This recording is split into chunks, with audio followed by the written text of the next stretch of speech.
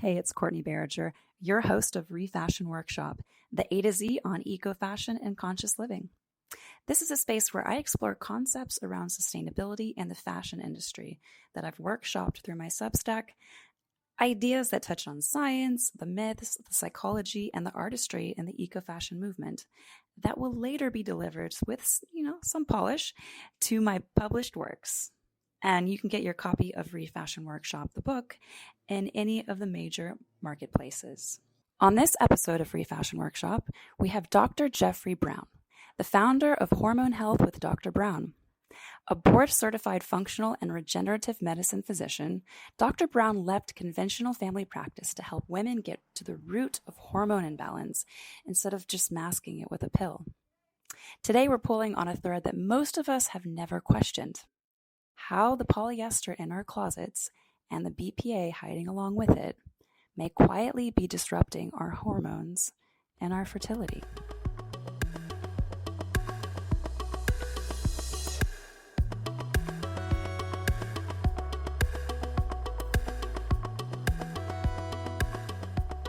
Hey, it's Courtney, and on this episode of Refashion Workshop, we have Dr. Jeffrey Brown, a functional medicine physician who spent over 15 years helping women reclaim their hormones, their cycles, and their fertility after conventional medicine told them that their only options were birth control, antidepressants, or surgery.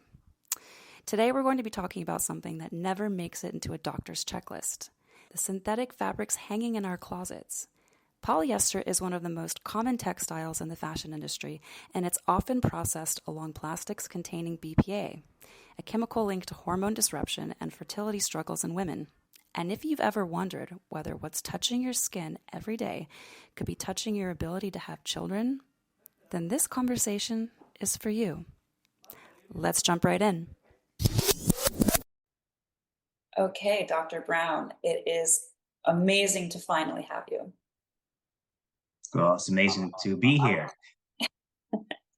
Yeah, let's jump right in. So, most women, they think about, when it comes to their fertility, they think about food or stress or sleep or supplements. When it comes to hormone health, how often do you discuss environmental exposures, including clothing and textiles like that with your patients? All the time. Maybe not so much of the textiles, piece of it, but when it comes to the environmental exposures, some of the other things that, we're more aware of, as far as the plastics and, chemicals and, all the other things. It's really important. To me, that's one of the hallmarks of healing and helping the hormones to rebalance itself. I have a virtual program that focuses on women who suffer from endometriosis or adenomyosis, chronic pelvic pain. It's a 6-month program, and 1 month is devoted to detoxification, understanding toxins, how to improve, your body's ability to get rid of toxins, and then addressing the exposures and learning how to eliminate those exposures. Because I said, it's so important, that we, tackle this issue. Otherwise, the hormones won't, reestablish balance. That's amazing. A detox program, first of all, that makes total sense. Yeah, Yes. that's incredible. And when it comes to some of these endocrine, disrupting chemicals that women encounter, what are some of them, and what are some of them that appear in clothing that they should be looking out for? Well, I guess there's 3 big ones that are out there, right? The BPAs, the PFAs, the phthalates, those are the big ones, right? I think a lot of people have heard of them, and if they haven't, if you start looking at labels, you may start, seeing these things: the bisphenol A, the BPAs. Those are I would say, the big 3. There may be other ones out there, but those are the big 3 that I think most of us have heard of. Especially when you look at the plastics, right? You see the signs BPA free, more now than we did, years ago, because people are becoming more aware, of those things. And it's really important because it really wreaks havoc with hormones. We're talking about women specifically, when it comes to women's health. It just disrupts the whole hormonal cascade, the whole hormonal process. Hormones' job is the body's chemical messengers, right? They're delivering messages from the body. They're signals. And these chemicals interfere with those messages, right? So we all know communication is key for every relationship, right? And then when there's no, communication, things break down. And it's no different than you look at the body. So if our hormones can't communicate well, then we're going to have problems arise. And that's what happens with these chemicals in our bodies. And our bodies are suffering because of it, and too many women are suffering because of these chemicals. And they're just disrupting the body's way of communicating with itself, giving the instructions. These are getting in the way. They're blocking, they're mimicking, what the body is trying to communicate, with the cells. And they're just getting in the way and just wreaking havoc, in the body. And so unfortunate, but that's kind of where we are. Yeah. So what, say, wreaking havoc, what are some of the symptoms that show up that are really obvious that you can see are environmentally, attributed? That's a good question. Because when you say obvious, I would argue that pretty much any symptom that doesn't feel right, if you don't feel well, I mean, we can talk about as simple as anxiety, depression. You can say PMS symptoms. You could say cramping, irregular periods. The things that you're not comfortable with, just the things that we may have normalized. In our society, especially when it comes to women. I would argue that a lot of that could be, attributed to the chemicals.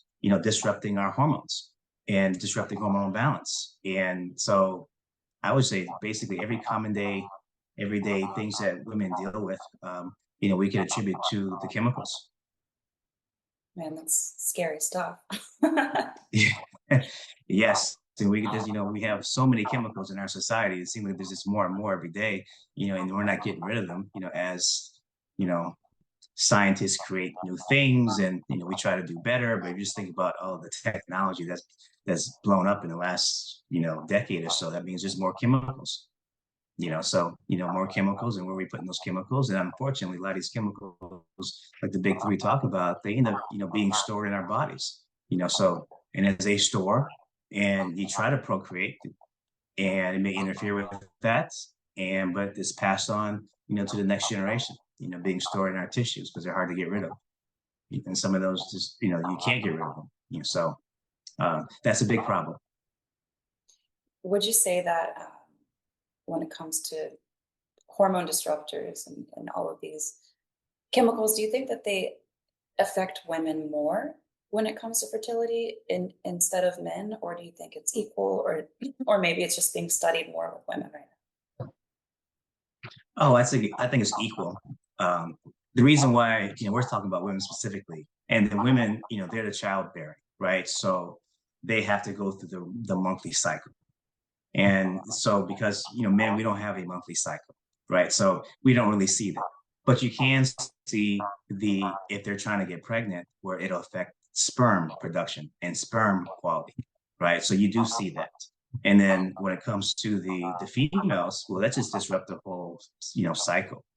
So these chemicals get in the body, and we have different, we call it axis, the HPA axis, the HPG axis, and that basically stands for the hypothalamus pituitary adrenal, or hypothalamus pituitary gonads, right? And this is coming from the hypothalamus. Our hypothalamus is the control center of the body, right? That's the autonomic nervous system. That means we do things, we don't have to think about the body doing it, right? How we breathe, our heart rate, if we're thirsty or hungry, that brain just sends a signal. We don't have to think about, how our heart rate is beating, right? It just does it automatically. And so it's trying to keep the body in sync and in balance. And so these chemicals get in the way and interfere. So when the hypothalamus needs to increase more hormones, let's say more estrogen, well, then that signal goes on. So hypothalamus sends a hormone to the pituitary, and then that pituitary sends a hormone, to the ovaries. And then the ovaries in turn, produce, certain hormones. Well, if there's interference, those hormones are not going to be produced, correctly. Or if the chemicals are getting in pretending to be estrogen, well, then the body is not going to produce those chemicals, and the body may need it. And so that disruption there is going to interfere with ovulation. And if it interferes with ovulation, well, that means there's no egg being produced. And if it interferes with ovulation, that means there's no progesterone that's going to be produced. And if you don't have any progesterone, then that can lead to an estrogen dominant state. Hence the PMS symptoms, painful cramps, all the things that go along with that. And so that's how those chemicals interfere with that pathway. Because hormones, it's a negative feedback loop. So if our body needs more hormones, the hypothalamus sends signals. And then if we don't need the hormones, then there's a stoppage. We don't need the hormones being produced. And these chemicals get in there and interfere with those messages. And so that's where the issues are. So with women, you can see it more because it can interfere with their cycle, right? Their monthly cycle, whether it's ovulation, having periods, irregular periods, the symptoms that go along with it. So it's more obvious in women because of their monthly cycles. Men don't have that, right? But you can see it if they're having problems conceiving, having issues with the sperm. So it may not be the woman's issue, it could be the men. It's okay, why is the sperm not having good quality or not enough sperm? And that could be because of the chemicals that are there. So it affects us equally. It's just easier to see with women if they're having, hormonal cycle issues. That makes a lot of sense. A lot of sense. Man, it just sounds like it's making just a bunch of chemical noise, like a bunch of misdirection in the body. Like, get out of there. Yeah, that's a good way of putting it. What's okay, so a detox protocol, does that help? Does it work? I mean, can you clear out some of these? I mean, they say forever chemicals, but can you get them at least out of your body, or some of the microplastics? Yeah, I mean, when you something like forever chemicals, I mean, that's forever chemicals, right? You're like, okay, well, what are you going to do with that? They're there. You're not going to be able to break those down, very easily or at all. But one of the things you can do is we help the liver work more efficiently. We help the kidneys work more efficiently. We help the GI system work more efficiently, so that you're having better bowel movements. It's amazing how many women are constipated, like they don't have regular bowel movements on a regular basis. So what does that mean? Well, that means you're just reabsorbing, those chemicals. You're not getting rid of those chemicals. So helping those systems to work more through the different phases of detoxification, like those nutrients are very important so the body can work, more efficiently. So we just try to optimize the body's ability to work more efficiently, right? Our bodies are wonderfully made, right? God knew what he was doing. I mean, it's a wonderful thing. We're still learning more about it. But too many of these chemicals and our habits interfere with the efficiency of our bodies. Like our bodies could be, work more efficiently. And so that's what detoxification is for, is to help our bodies move efficiently, eat cleaner, right? Get rid of the inflammatory foods, processed foods that too many Americans, the SAD diet that exists. So you clean that up, reduce inflammation, and help the body to work more efficiently. So that's what that is for. And most people see a difference with that because now you have less inflammation. The body is working more efficiently. And so that's where the energy improves, the sleep improves, the brain fog lifts a little bit. And so it's really important. And it's hard to maintain. And I know we're all stressed, right? To eat clean all the time. The comfort foods, when we have the stressful moments, more people tend to do that, consume too much alcohol, right? This is a common thing that I see on a regular basis. And of course, that interferes with the liver, right? It's putting stress on the liver. So we can take some time to clean our system out, make better choices. Then our body is going to reward you by, working better, and you're going to feel better. Yeah. Wow. It's a whole lifestyle change, it sounds like to me, which I'm all about. I mean, I love a more mindful lifestyle. And look, I'm also curious too, since you've been practicing, do you find that you have more patients who come in with fertility problems than, like, is it on the rise? Or has that always been about, kind of stable? Oh, it's definitely on the rise. There's no question about that. And you can see that out there. I think depending upon the individual, they may go about it. Most people go about the conventional way, see their OB gynecologist and maybe a fertility specialist and, going through the traditional testing.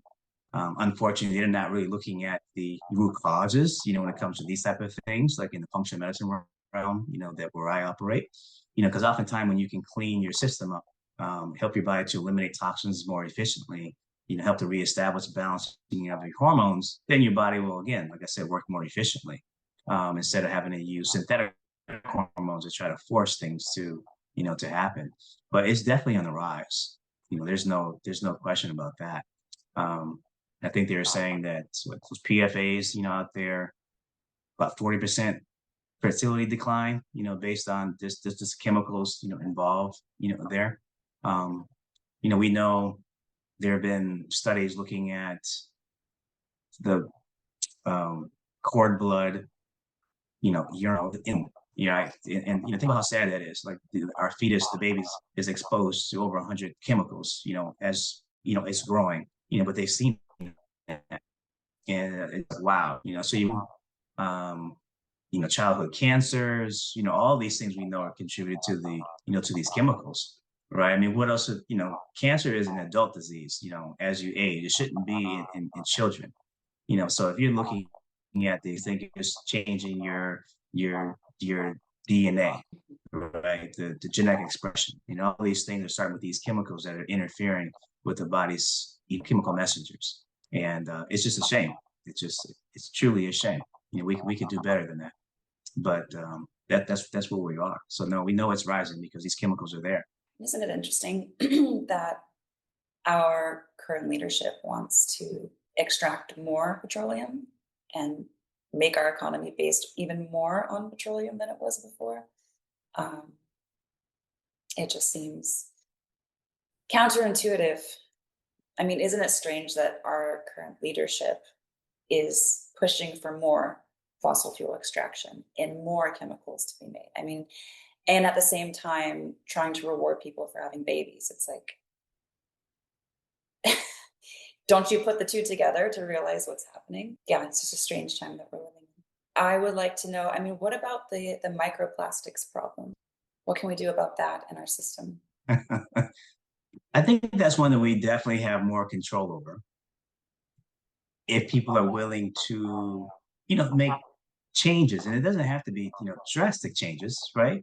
But there's plastics everywhere. That's the thing. I mean, it's and we know people are more conscious about it, right? Sometimes you go to restaurants now, they don't even have the plastic straws. So we do see, that people becoming more aware or more conscious of it.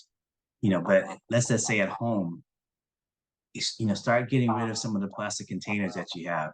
Don't store your foods, in these plastic containers. Don't heat your foods up. Switch over to glass or stainless steel.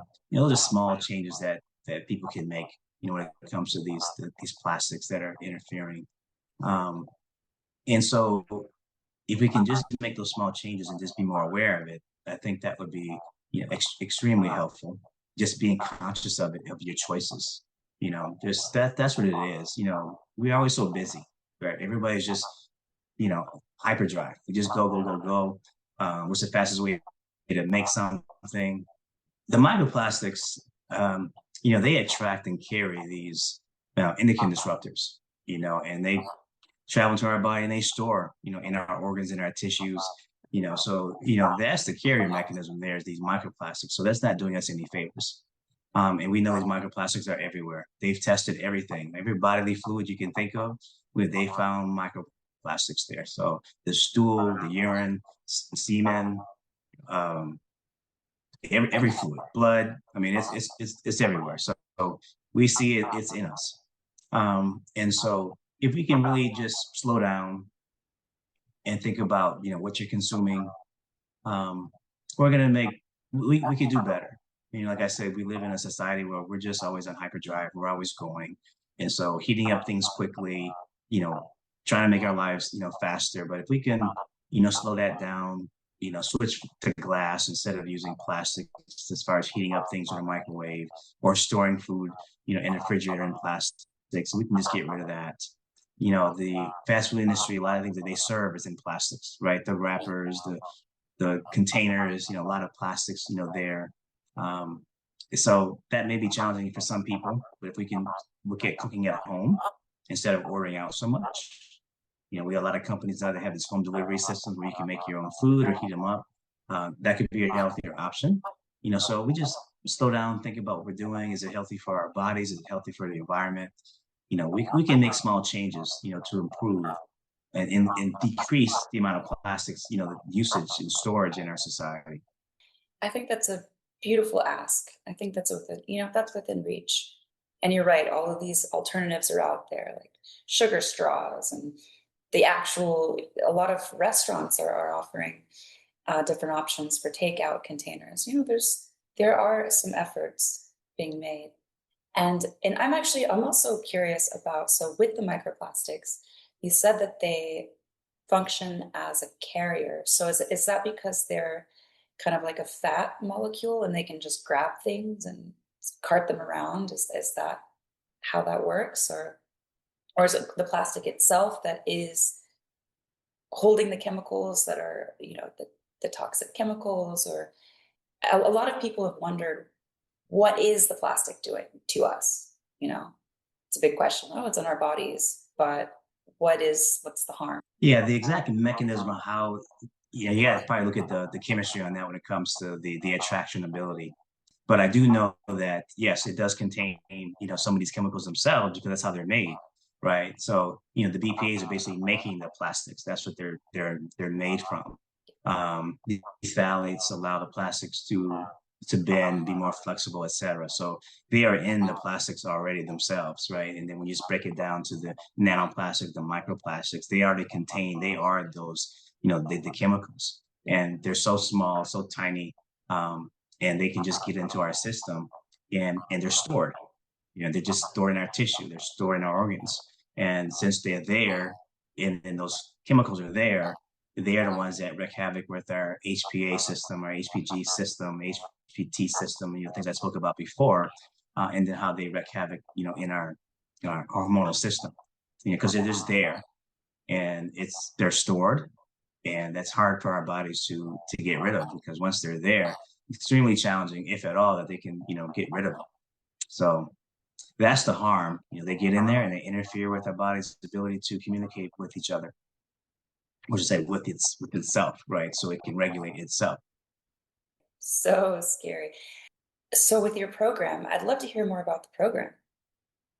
Yes, I mean, so speaking of these chemicals, so one of the things that I got interested in, after a period of time, like I started as a functional medicine doc, and I started that way because the women in my practice, because I was a family practice doc, they had asked me about bioidentical hormones, and I hadn't learned anything about it. We don't learn that in school. Didn't learn about it in residency. Wasn't anything you learned in your educational courses. And so I just started looking into it. And once I learned about it, it was, mind blowing, really, as far as like, wow, how come we're not, learning this? And then once I started implementing my practice, the whole world just opened up, because, you can see people getting better. And then you started working, and that was mostly with the perimenopausal women, right? The ones that are going through the changes. That's the ones that were, in my practice, the one that got me into it. And then years later, we started seeing more and more people, suffering from the PMS symptoms. And unfortunately, PMS, painful periods is something that's been normalized. And then down the road, I started focusing on women with endometriosis, adenomyosis, which is a chronic, really a systemic inflammatory condition. And, being a woman, you guys have been dismissed for years. You weren't allowed in studies for years. They didn't really look at your, conditions, and a lot of the things that you deal with are normalized. And so, that was a need, for me, population that's being dismissed. I know that I could help. And so I created that virtual program to help women who suffer from regular menstrual pain, significant pain. And endometriosis, one of the theories behind endometriosis, is fetal exposure, to endocrine disrupting chemicals. Mm. That in the womb, this fetus is exposed to these chemicals, and it's affecting their genetic expression and affecting their hormones. So that later on, when they start having their periods, it becomes excruciating painful. I hear all the time about all these girls who miss school, women who miss work. Some women can't even, keep a job because they miss too many days because of the pain they deal with, basically every month. And sometimes more than just their cycle, throughout the cycle. And so that's what got me really concerned and really focused on, what can we do to, help them? So each month is a different focus. Like I told you before, like 1 month is focusing on the toxins and improving our detoxification system. One is about hormones. What can we do to naturally, help our balance to become balanced, hormones to become balanced and working more efficiently. Another one is our gut health, because we're only as healthy as our gut, looking at our microbiome. And so each month is focusing on something different to make our bodies more efficient, to help reduce inflammation, reduce the toxic burden, and to decrease pain. And so, yeah, I'm excited about it. I'm loving the results that people are getting, the feedback, the emails that I've gotten, showing how they're getting their lives back, because we know that infertility, half of those women who are infertile have endometriosis. And so we know this is a big deal. And we know these chemicals are playing a big part of that. And so educating people, making them aware so they can start making these changes, helping the bodies work, be more efficient as far as helping to clear some of these toxins, making it work more efficiently, reducing inflammation, because these chemicals are creating more inflammation in our bodies. It can go a long way to helping women to get better, help them to improve their fertility potential, and help to reduce their pain. That's what all this is about, is to help their bodies to reach its full potential, or as close as possible. Wow, such a beautiful cause. I mean, I know so many women who have suffered with either infertility or endometriosis. And I mean, I've seen how debilitating it can be. So yeah, anyone in the medical field who's dedicating to this is a hero in my book. Thank you. If you could, redesign one aspect of modern women's healthcare, just say the system, to better address their fertility, but also, these environmental toxins and hormone health, what would that be? So if you look at how our system is set up, which is interesting, and then when you look at other countries, and so I was looking at other countries, what they do is when chemicals come onto the market, they got to prove that they are safe before they're allowed to, to use it, to be out there, to be marketed, to be used, which I like. We, on the other hand, we have to prove that it's not safe. And so if you notice the difference, it's like, okay, so they could be out there. And unfortunately, we've seen this as far as certain chemicals that have created cancers and, been around for years, creating havoc. And then finally they say, okay, I guess this is a problem, so we need to pull it. And so if they would just adapt other policies that other countries are doing, you got to prove that it's safe first. So then you don't have to see all the damage that was done, before you pull it. That's what I would change. Really, we should be making sure these things are safe before it goes in the market, before people are using them, before people suffer, before you start pulling these things. And so that's what I would, recommend to do. Companies need to prove that it's safe first. And if we do that, then that can avoid a lot of other issues, down the road. I'm thinking about all the cancers out there, the infertilities, the endometriosis, a lot of the hormonal imbalances, and other things that are, health issues that are because of these chemicals, these chemical exposures that's affecting our kids. And then later on, teens and adults, that, shouldn't really exist, but these chemicals are there. Yeah. Tighter regulation. I think that would solve so many problems with healthcare alone, Mike. Yep. That by itself. Yeah, that by itself. I have some good news. You'd probably, maybe you've heard this, but California put a law in 2 years ago that clothing, like basically any clothing line, had to have their apparel tested for chemicals. And last week, Nike, Adidas, Fabletics, Lululemon, 100% of their workout clothes tested 40 times the safe level of BPAs.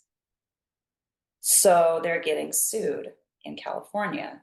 And I think they're going to be forced to change their policies. So, if we can't, Wow. for whatever reason, yeah, right?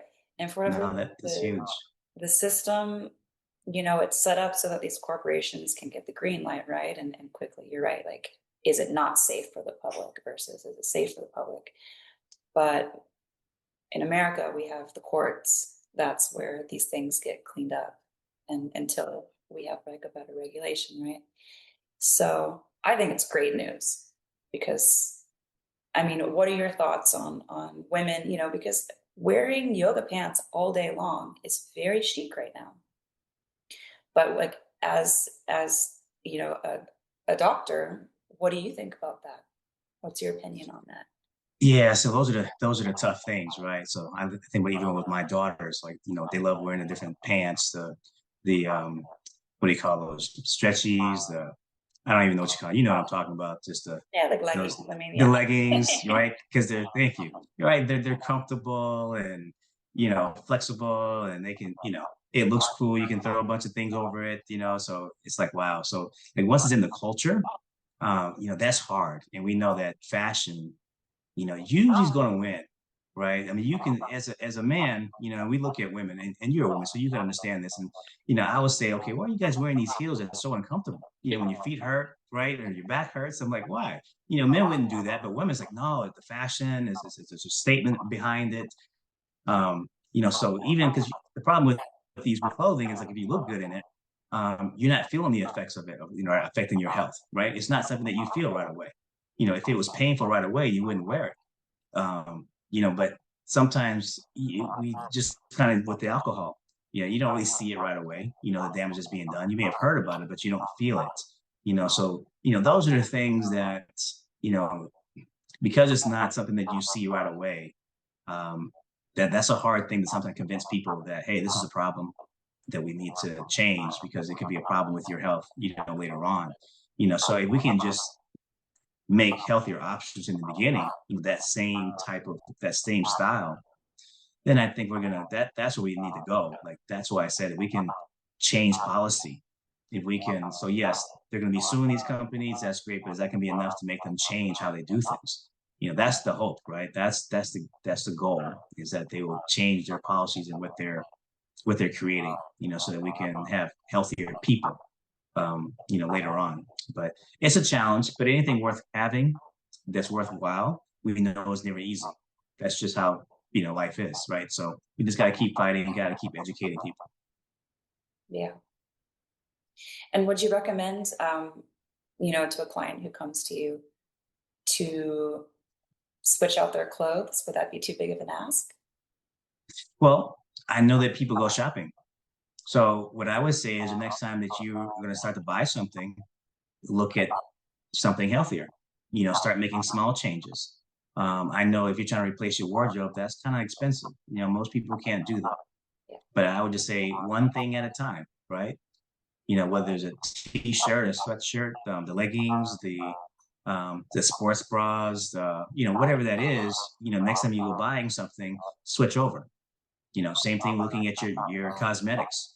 Start, switch it. One thing at a time. You don't have to change out everything, but just one item at a time. And before you know it, you've replaced your stock of whatever that is. Then you're going to be in a healthier place. But I don't want people to get stressed out about it and having to try to spend a fortune, switching out their cosmetics, their clothing, their cleaning products. Just one at a time. That's how I would say it. If you're able to do it without stressing yourself out or your finances, then okay, do it. But I don't want to add more stress because stress also is another toxin in our system, right? Too many people are stressed out, and I said I don't want to create more stressors, for people. So I said take it slow. Right. The hierarchy of things would probably be change your diet first, right? And then little by little, the things that you're like adding in your household and exposure and stuff like that. Is that sort of, Exactly, yeah. exactly. Just start somewhere, and then work your way up. So like if you never exercised before, like why don't we just first let's buy some shoes first. Let's just focus on buying some shoes, right? Some new sneakers or something, and then slowly start to say, okay, maybe we just start walking around the block. Just step by step. You don't have to go from A to Z. Small changes that's easy to implement is going to be long lasting. I love it. So where can we find your program online? Well, if you go to hormone health with drbrown.com, and doctors DR, so hormone health with drbrown.com, they will find our information. I do a free monthly webinar that you can sign up for, on the webinar. I mean, on the website, certain things that we've written, or if you want a consultation, the social media, like all of it's there on our website. So that's where I usually direct people to go. And, I look forward to helping as many people as we can. Beautiful. Well, I will send this out. right away. Cool. Well, thank you for being on the show and for doing what you're doing, honestly. Well, Courtney, I want to thank you for doing what you're doing. So learning about what you've been doing, your work, hey, kudos to you. Thank you for what you're doing. You opened my eyes to things that I wasn't even aware of. So I appreciate all the things that you're doing.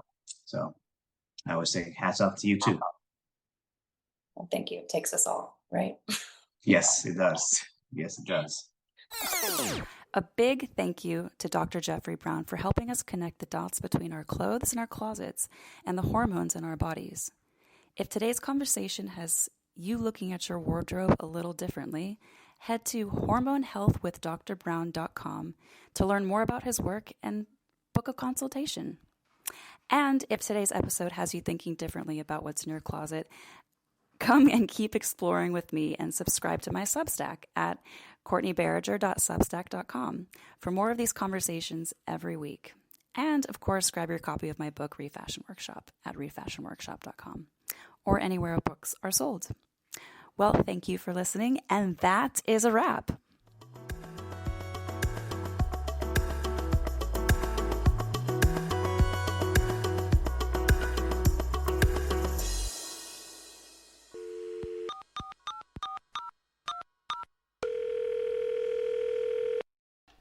Hey, it's Rob from Beverly Hills. Yes Now is a Holding Court production. It is written and directed by the amazing Courtney Barriger. Music by Parker Ainsworth, and a special thank you to Alexandra Shuck.